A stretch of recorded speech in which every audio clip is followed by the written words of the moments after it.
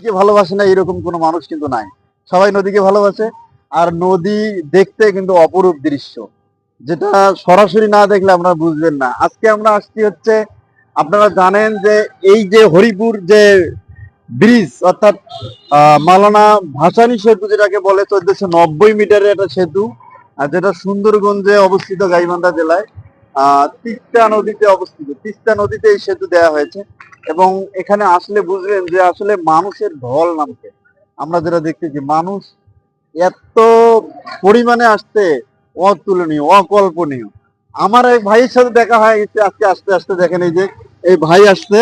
ভাই কেমন আছেন? আলহামদুলিল্লাহ ভালো আছি। কি আপনি এই ভাসানী সেতু দেখার জন্য হ্যাঁ, আসছেন? এই ভাসানী সেতু দেখার জন্য আমরা আসছি। অবশ্যই তিস্তার উপরে তিস্তার উপরে। কেমন লাগলো আপনাকে? অনেক এখানে সুন্দর, অনেক ভালো লাগছে। এই সেতু দেখে না? হ্যাঁ, অনেক ভালো লাগছে। আসলে নদী কিন্তু অনেক ভালো লাগে। আপনার অনেক ভালো লাগে নাকি? অবশ্যই ভালো লাগে। ও, তো পরিবারে কাউকে নিয়ে আসেন নাই? নিয়ে আসছিলাম। ভাবিকে নিয়ে আসেন নাই? ভাবি না না, তাকে নিয়ে ভাবি আসি। আসতে চায় না? ভাবিকে আনি নদী দেখাবেন। হ্যাঁ, আর এক সময় অবশ্যই দেখাবো। হ্যাঁ হ্যাঁ, নদী দেখাইতে হবে।